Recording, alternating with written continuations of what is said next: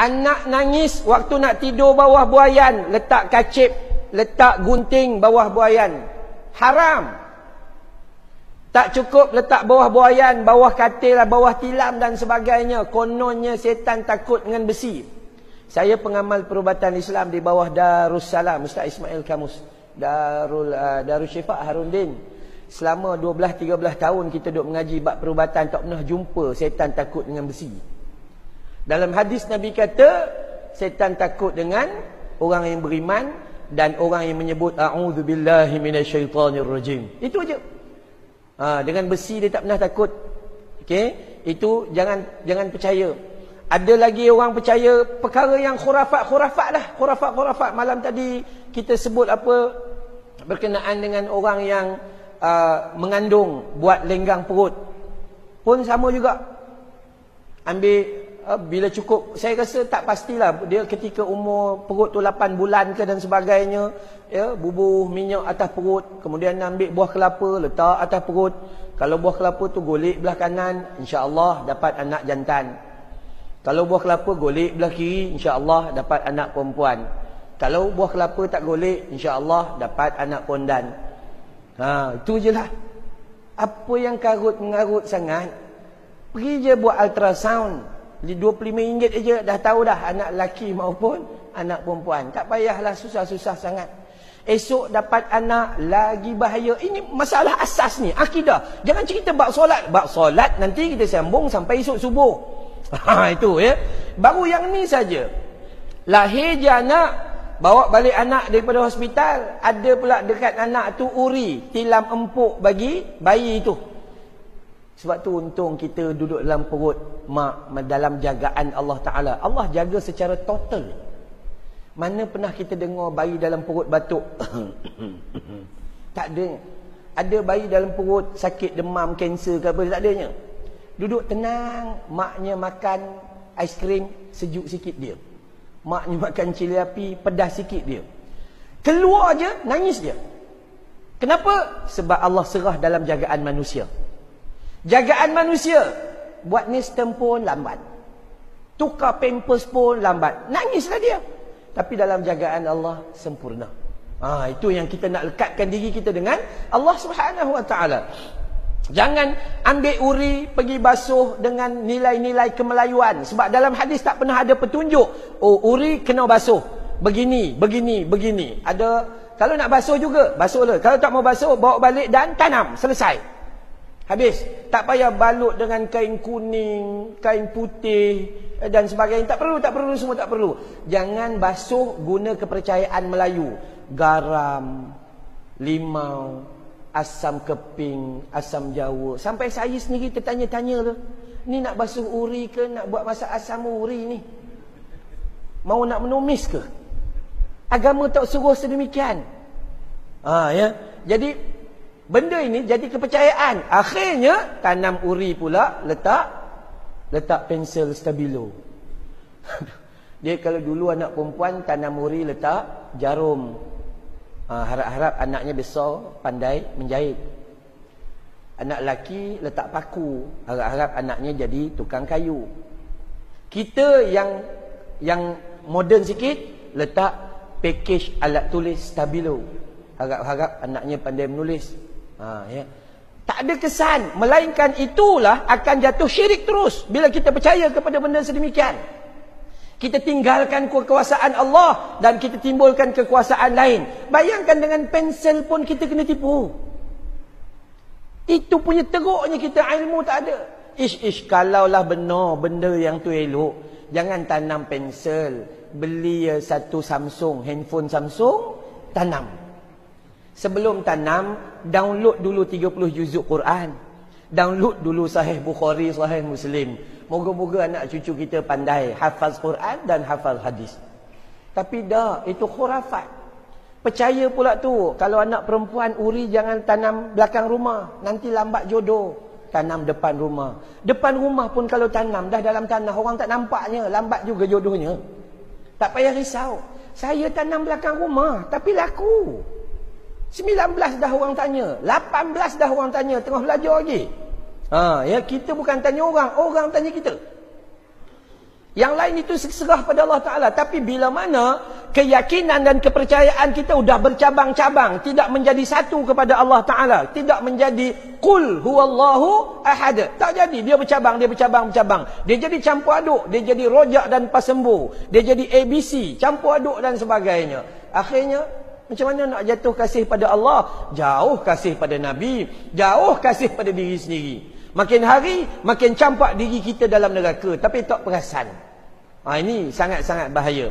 Ya, udah selesai dapat anak, maka tolong perbetulkan lagi kepercayaan-kepercayaan yang boleh jatuh haram. Bila? Apabila kita buat perayaan atau sambutan anak yang hari ke-7. Dalam hadis Nabi memang suruh bagi nama, tak payah tunggu hari ke-7. Bagi nama segera, nama yang baik-baik. Kan? Kemudian suruh cukur kepalanya, bukan cukur jambulnya. Tak payah berjalan kumpulan marhaban jalan, bawa budak 3 round dulu. Sallallahu ala Muhammad sallallahu alaihi wasallam. 3 round. Apa jadi budak tu? Pening budak tu.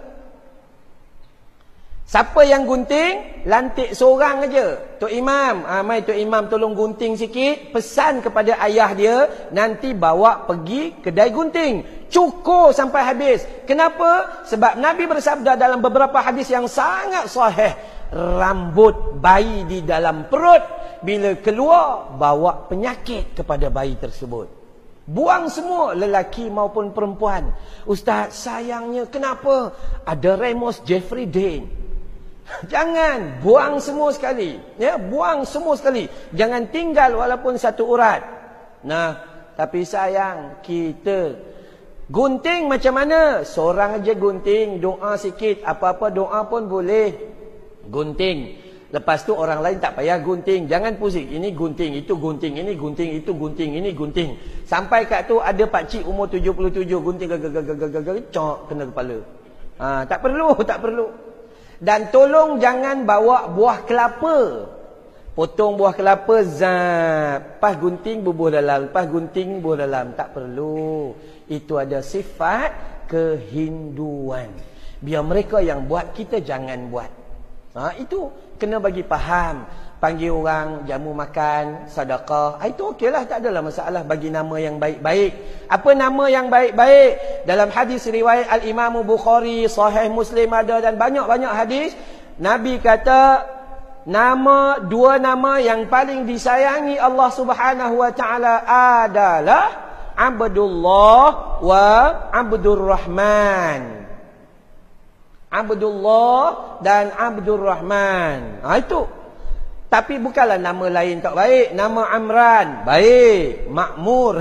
Itu kan, memakmurkan juga. Jadi kalaulah namanya Abdullah, tapi orang Melayu buat silap.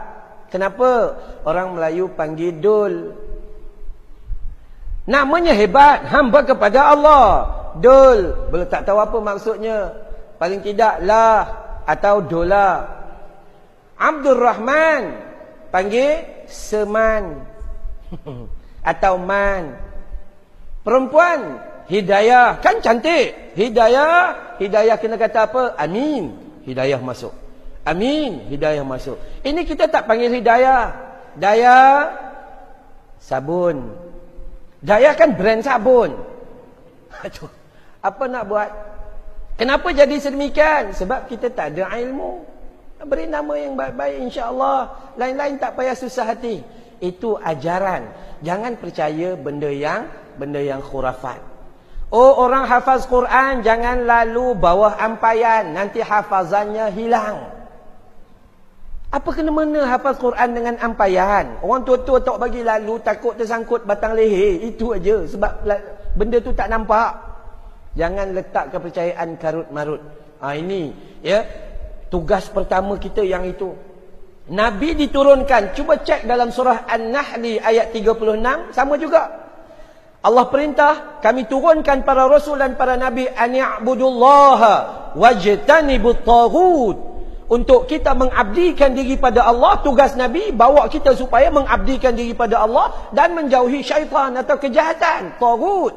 Itu tugasnya. Maka tugas pertama kita sebelum pergi solat, sebelum puasa, sebelum taharah bersuci, sebelum sedekah, tugas kita dengan Allah dulu. Keyakinan bagaimana? Kalau keyakinan sudah rosak, habis, sia-sia kita. Sia-sia. Inilah kekurangan-kekurangan kita kalau kita tak dapat dekat dengan Allah. Kenapa? Baik, mana-mana saya pergi saya katakan kita ada dua penyakit. Orang Melayu Islam ada dua penyakit. Pertama, kurang fikir. Apa dia datang, ambil. Apa je datang, ambil. Masuk dalam Facebook, hadis kononnya. Dam.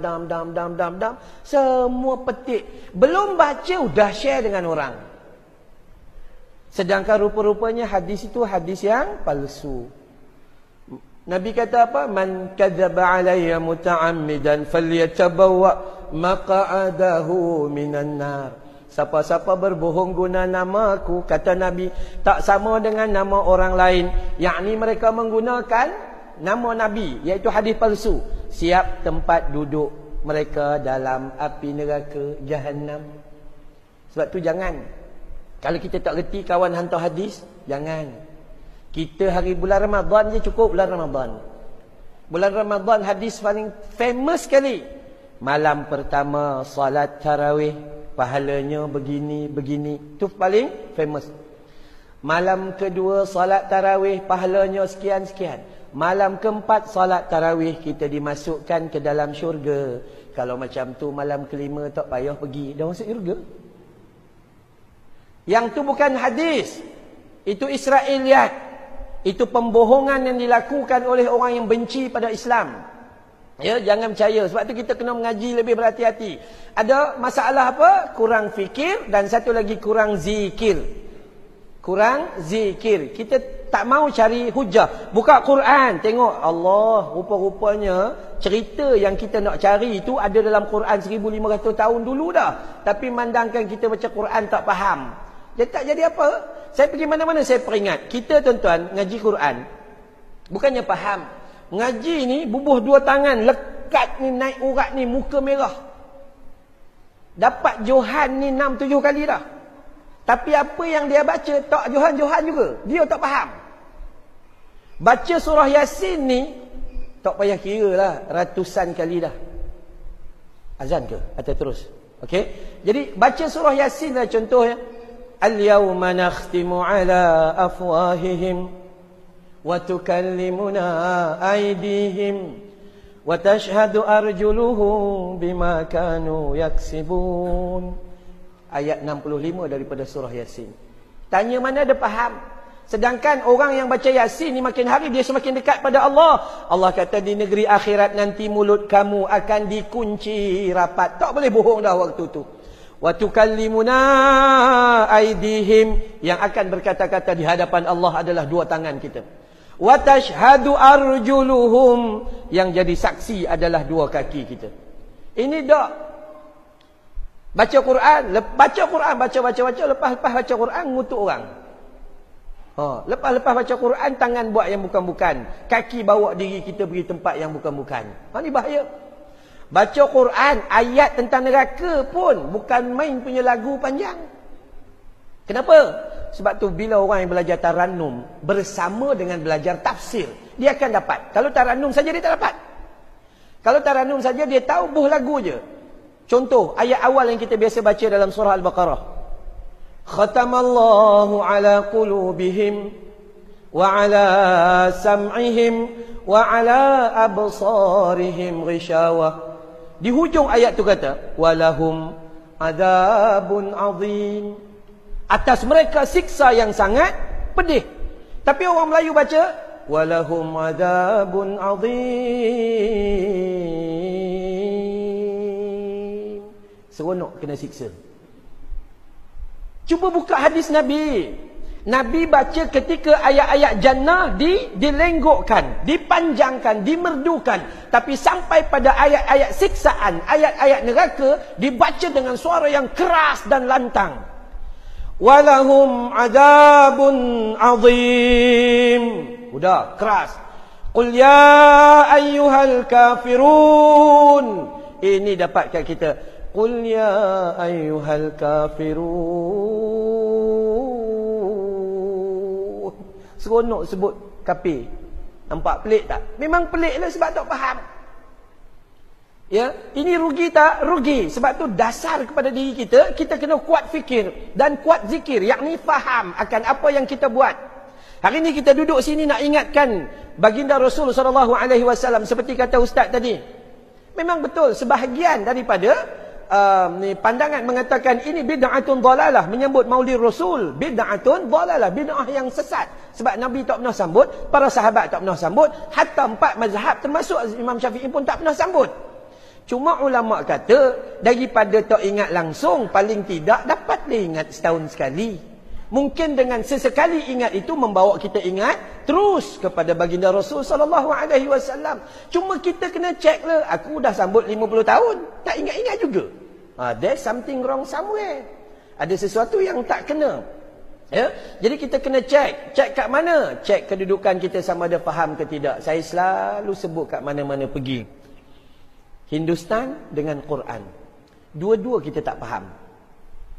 Baca Quran, marah tidak, geram tidak, nangis tidak, apa pun tidak. Dia tak ada perasaan.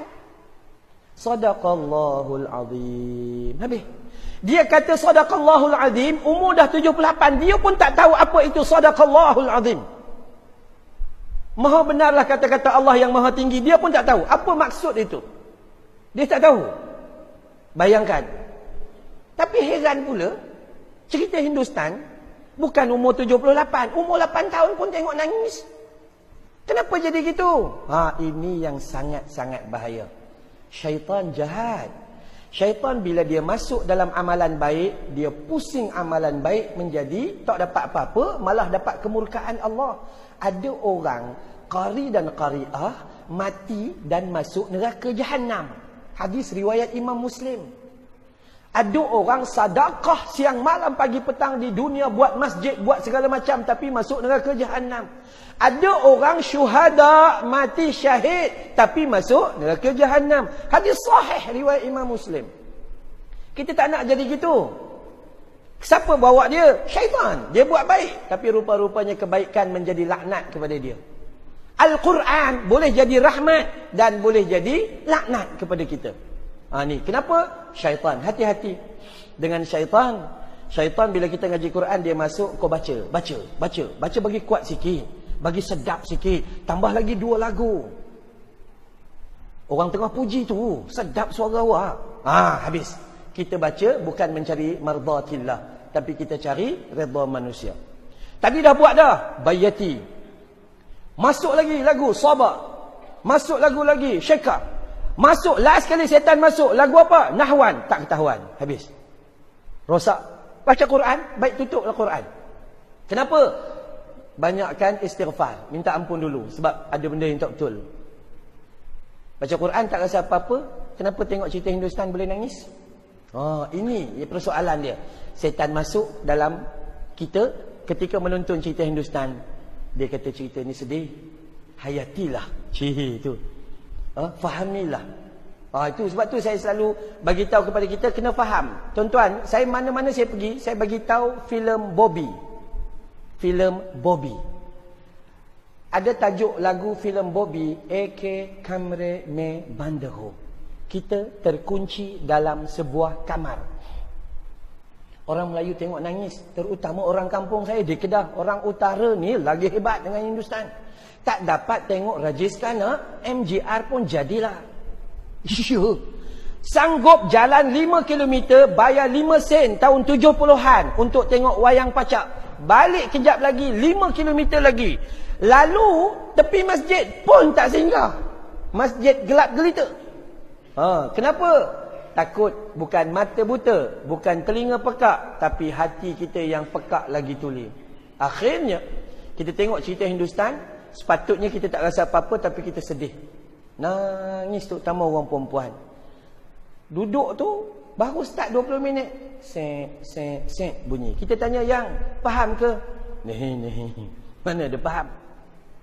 Contoh-contoh saya bagi simple. Kita tak nak baca kitab tebal-tebal, nak bagi tahu faham sikit aja. Tengok cerita Hindustan. Baik, dia sebut dalam lagu tu, dia kata, bahar se koi andar na a sake, andar se koi bahar na ja sake, socho kabik aisa ho to kya ho, socho kabik aisa ho to kya ho, हम तुम एक कमरे में बंद हो और चाबी को जा. Sambung. Ustaz, nyanyi dalam masjid boleh ke? Maksud dia kena check dah dulu. Kalau maksud tak elok tak boleh lah. Maksud dia tu. Dia sebut bahar se koi andar na a sake. Orang luar tak boleh nak masuk. Itu maksud dia. Andar se koi bahal naja sake. Orang dalam pun tak boleh keluar. Yang kau nangis kenapa? Socho kabik esa ho to kya ho. Tolonglah fikir macam mana ni. Masuk tak boleh, keluar tak boleh. Kau fikirlah sikit. Hum tum, hum aku, tum kamu. Eke kamre me band ho. Terkurung dalam kamar, or cabi koja, kunci pula hilang. Dia nak bagi tahu kunci saja hilang. Yang kenapa nangis sebagai nak rak? Bukan bini hilang. Sebab manusia tak faham.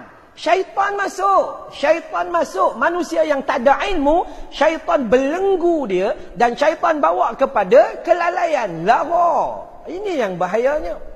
Dia bawa lara. Tadi baca Quran juga tak dapat apa-apa. Tapi tengok-tengok cerita Hindustan. Bagus betul lah cerita Hindustan. Setan bawa kita ni dalam duk hidup tak rasa apa-apa kebesaran Allah. Tengok langit yang tak ada tiang, kita tak rasa apa-apa. Ni, tengok hidung kita ni pun cukup lah. Lubang hidung dia kat bawah. Cuba bayangkan lubang hidung kita kat atas. Semua pasang oning belaka. Iya. Kita tak pernah rasa nikmat. Ni telinga kita ni. Cuba bayangkan kalau keras, tidur mengiring kena buat lubang dekat bantal. Ini tak perlu. Tapi kita tak nampak. Setan pusing. Cuba tengok bomo tu. Dia itu hebat. Nampak? Kita duk nampak kehebatan yang lain. Tidak nampak kebesaran Allah Subhanahu Wa Taala. Kenapa? Itu dasar dia. Dasar dia adalah faham terhadap agama, yakni jaga akidah terhadap Allah Subhanahu Wa Taala. Ini tugas yang paling penting. Tugas yang paling penting. Ya, sebab tu bila orang yang duduk di bawah rahmat Allah, insya-Allah dengar ayat azan,